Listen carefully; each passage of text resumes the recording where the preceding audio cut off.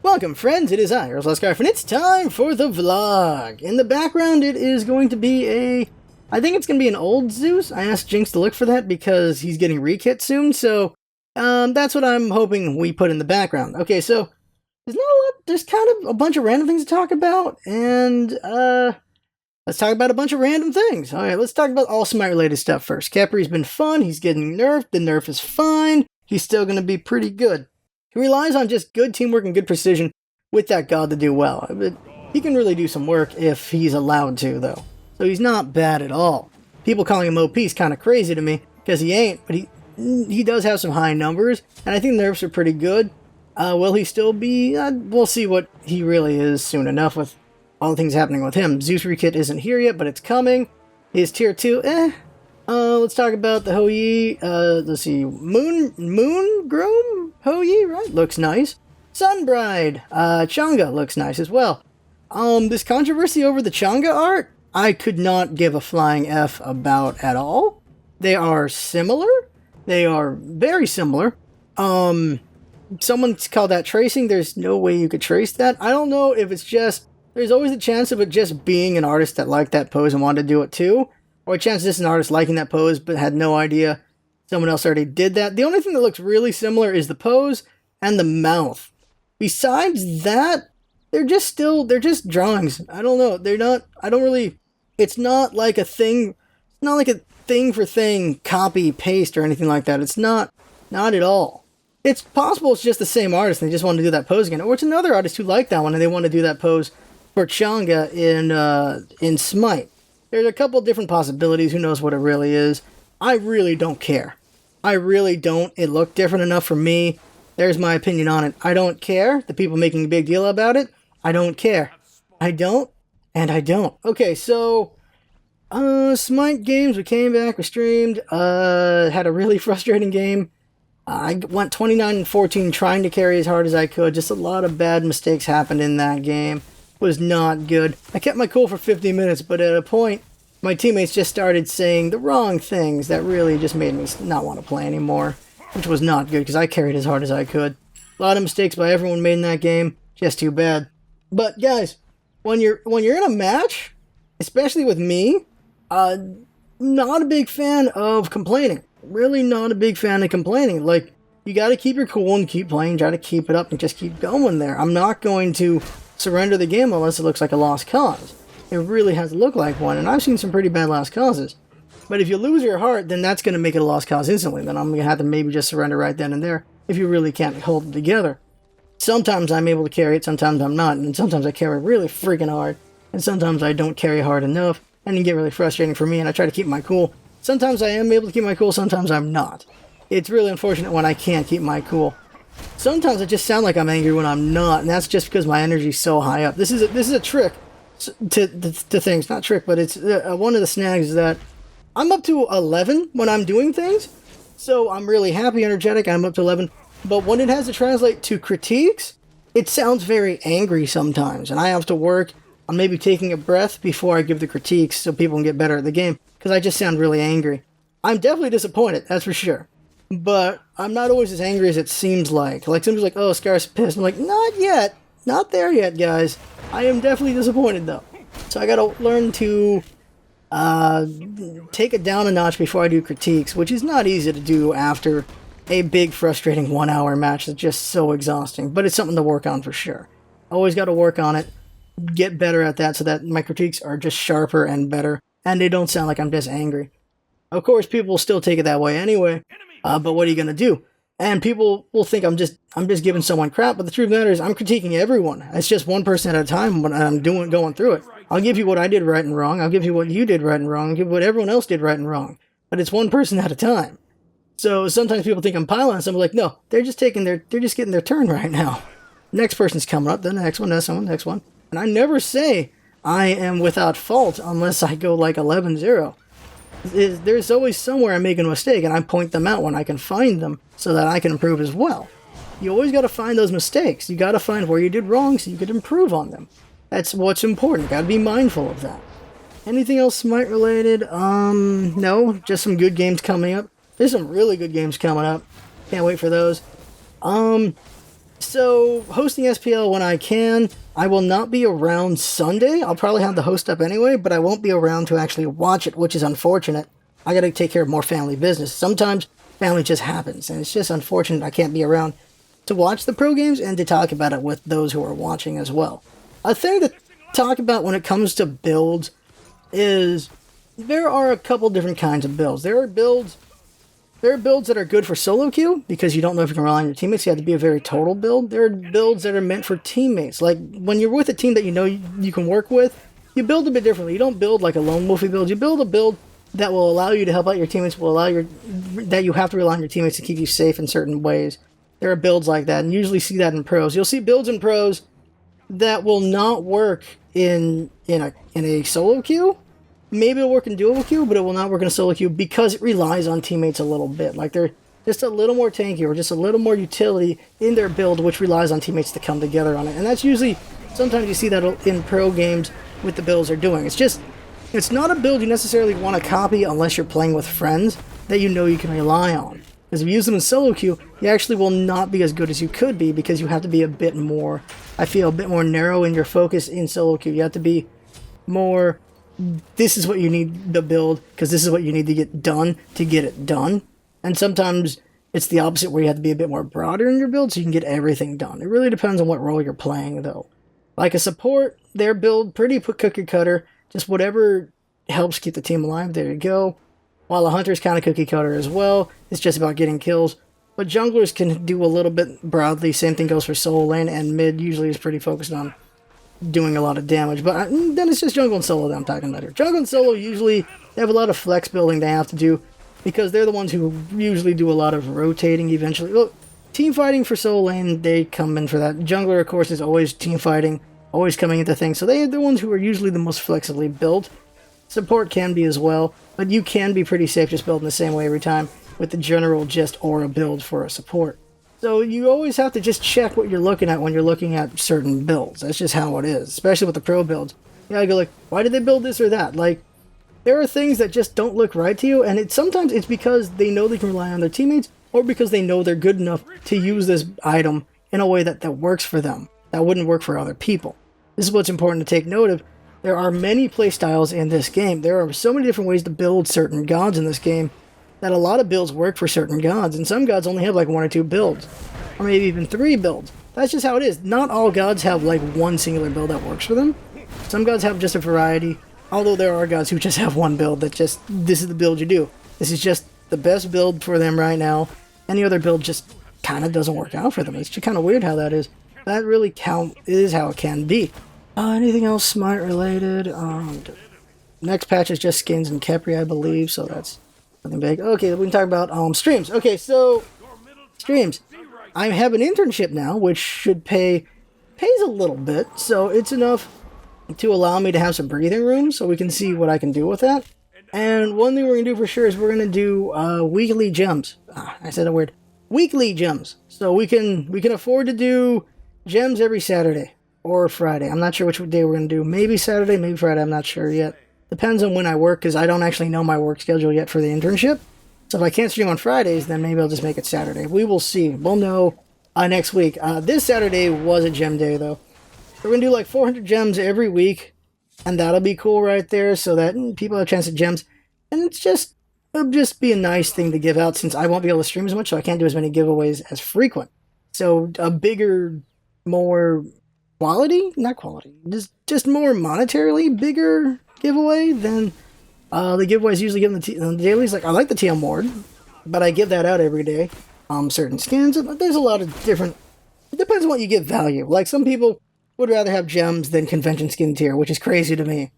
It's really crazy to me, but some people would rather have gems than that.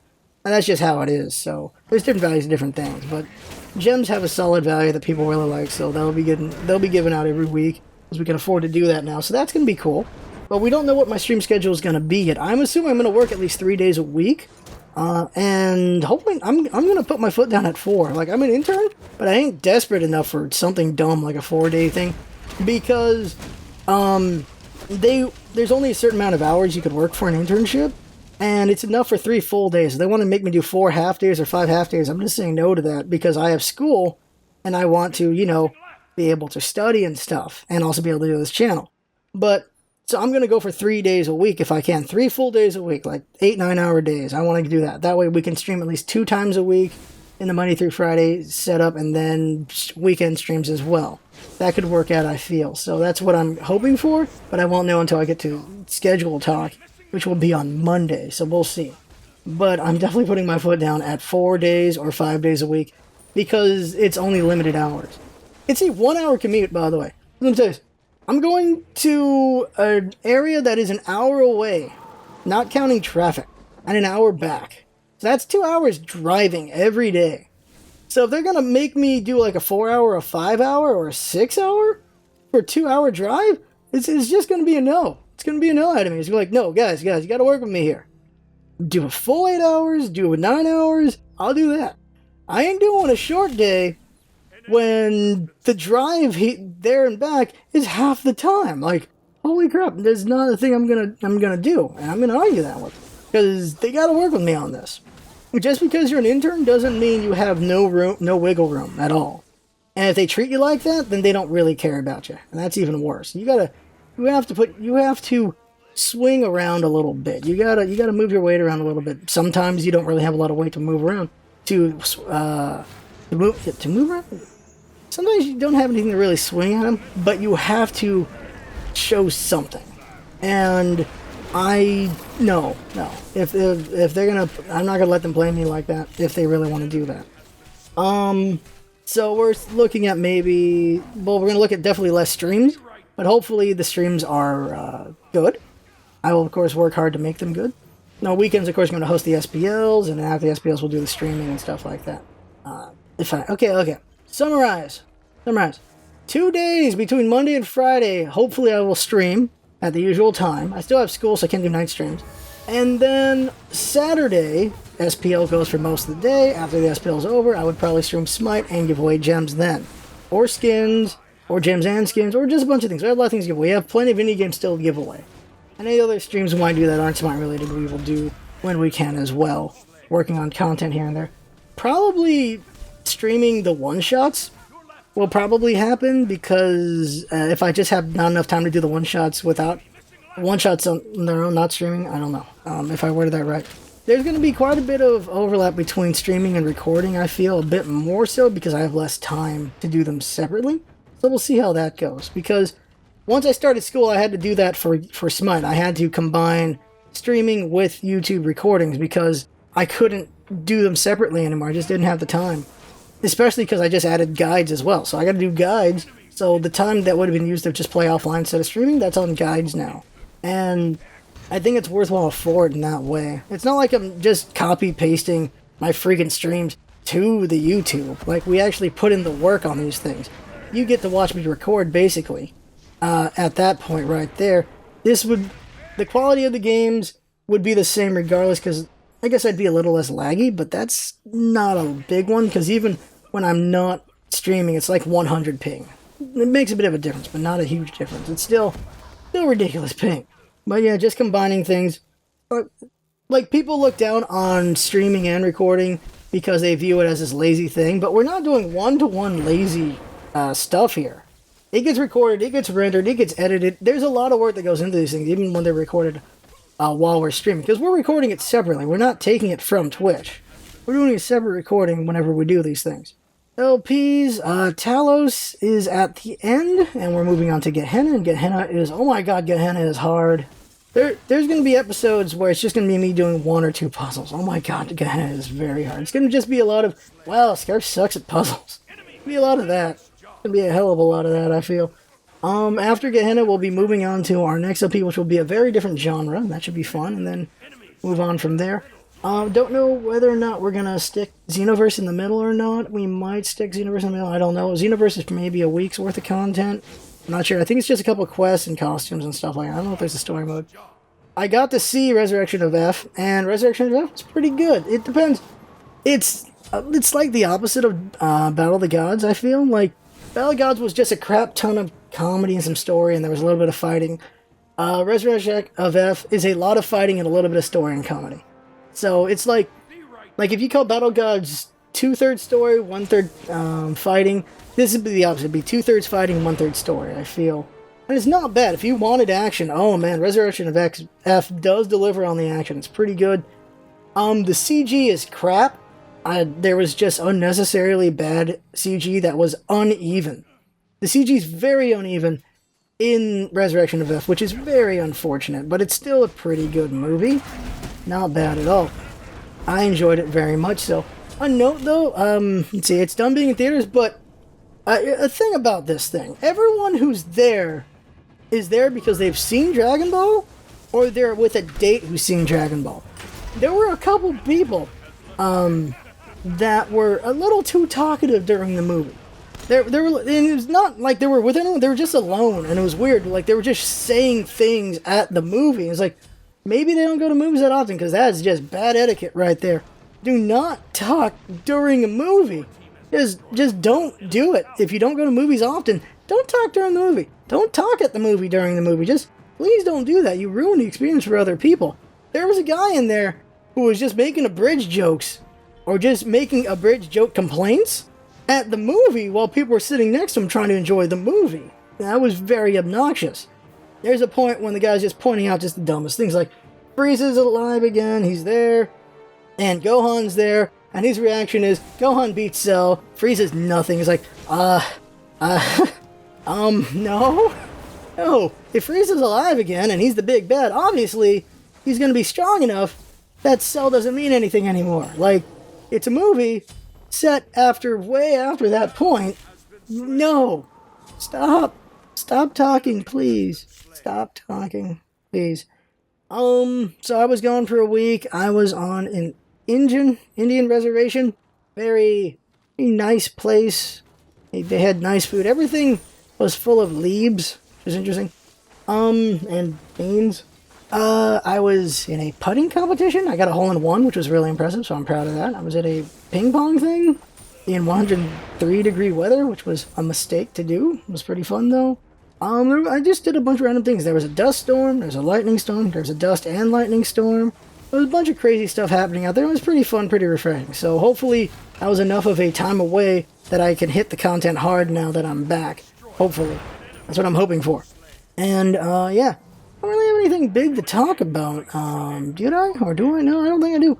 Last time we talked about motivation, time before we talked about not wanting to be, really not wanting to give into the ego, I feel, more so than not really being about DM, but being about giving into an ego or stuff like that.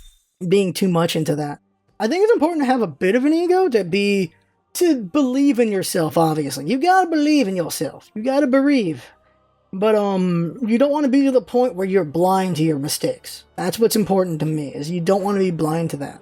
And so I'm always trying to be mindful of my mistakes and do better on that, because I want us to be the best, and you can't just be the best without seeing what you can do better, without trying new things, without just trying to improve. You know, you just always got to find the way to do it right, to do it even more right-er, I guess. Just find the ways to do better. That's what's important to me, so we're always working towards that. I think that's everything. I don't know what else there is to talk about here. One-shots. Of course, I might want to do more one-shots in the future. That might be a thing to try out. There's a break between LPs, is do a couple more one-shots. Just because we have a big library happening right now. I don't know. It also depends on the quality of the videos not the videos, but of the games we cover. Like, because it's a mixed bag. Like, I'm doing one-shots. I'm covering a bunch of random games because I like covering random games. Introducing you guys to a bunch of random things. See what you guys liked or don't like. Stuff like that. Like, just showing off a bunch of different stuff because we play a bunch of different stuff. Like, even though we have a crap ton of MOBA, it's not the only thing we do. Like, that's just how it is.